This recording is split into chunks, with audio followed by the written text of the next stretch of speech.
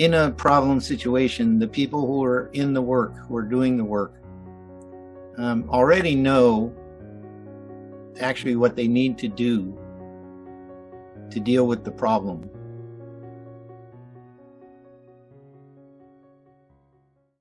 So talking about solutions, if you think about your life or your working life, what were good examples on implementing TOC or close to TOC solutions? Well, that's a good question. Remember, most of my actual working life was in a situation where I was being hired to crank out features, basically. They were not often not happy situations.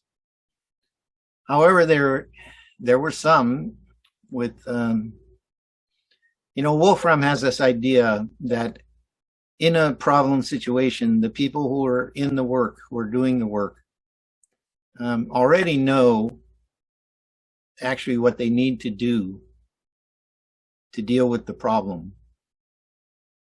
What they often need, perhaps, is a little help figuring out a way to talk about it with each other and get some traction. So that's one of the ways that I interpret his idea of self-organization, which is to say, if you think about this Lego construction of people who are wrestling with some problem, what they do not need added is the insight about what their problem is or what the solution is.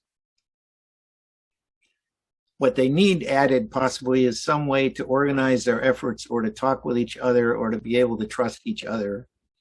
But the Lego that needs to be added is not one that is like, oh, this is what your problem is. This is what you should do to get out of it. I did have a client. Actually, I got called in. They had a legacy system that someone had built that was running on an internal server. And the people who had built it were long gone. And the server ran, but they had no sort of documentation or they had no knowledge anymore of the system, right? And then it broke down on them. So they had a guy who was working there who got into the box and found the database and kind of, looked it up on Google and figured out how to run a couple of queries and figured out how to patch it in order to get them going again, right? He wasn't a database developer. He wasn't even a programmer. He was just a smart guy who got encouragement from his boss, right? So they hired me to come in and build a system that people knew how it actually worked and, things could be done with it. So I worked with him and the person who brought me in, who had a person under her, and then a person under her who actually is where the rubber met the road in terms of getting the work done. We all worked together on rebuilding a new system. And the result was when we finished, in a sense that a project like that is ever finished, everybody knew from their point of view how things worked and, more importantly, how to change them. It was a wonderful experience. And I had that experience over and over again, actually, that the people doing the work were very smart and often knew what needed to be done to fix things.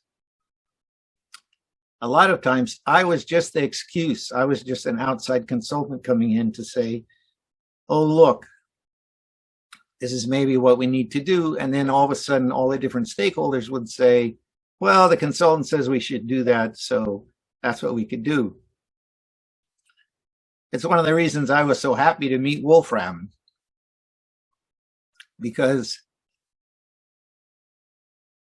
it's rare that you find among people who are consultants of some kind or another, this conviction that the people doing the work already know what they need to know, right? Almost always a consultant feels that the knowledge they bring is the critical part, right? So it's part of his charm.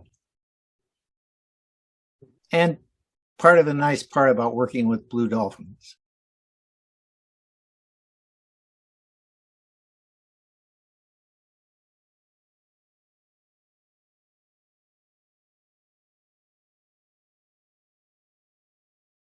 What services does BlueDolphin offer, and how do they help your customers? And how can they get in touch with you? How can they get more information?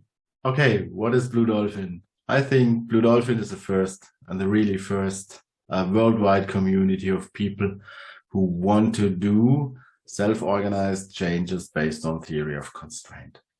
Okay, and what is this? In the end, a theory of constraints is all about getting more output in a very short time without adding pressure to the people and additional resources. That's theory of constraints.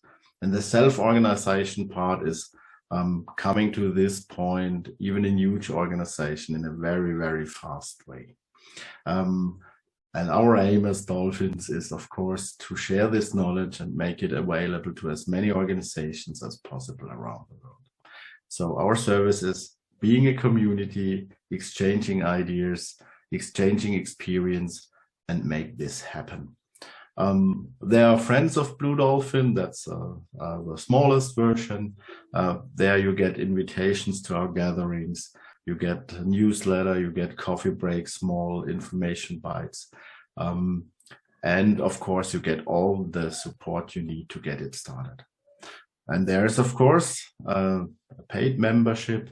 And if you are a paid member, then you get additionally service. You get access to the whole community, to the whole network of dolphins with all their experience and knowledge how to do it. There will be question and answer sessions. There will be coffee breaks, even more and better ones. There will be knowledge updates if someone learned something. And you get access to our whole body of knowledge. That's something around 2 gigabytes of data. It's books, it's PDFs, articles, it's small videos and useful links, and even Excel tools to get started right away.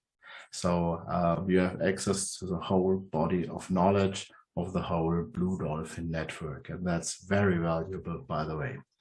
And the third part, of course, and the third service is, if you want to really get started, sometimes you need to convince your boss, and we are helping in this. And sometimes it's a little better to have some guidance, some coaching through the BlueDolphin process to really get your success as fast as possible. And of course, we as BlueDolphin, we offer help in this.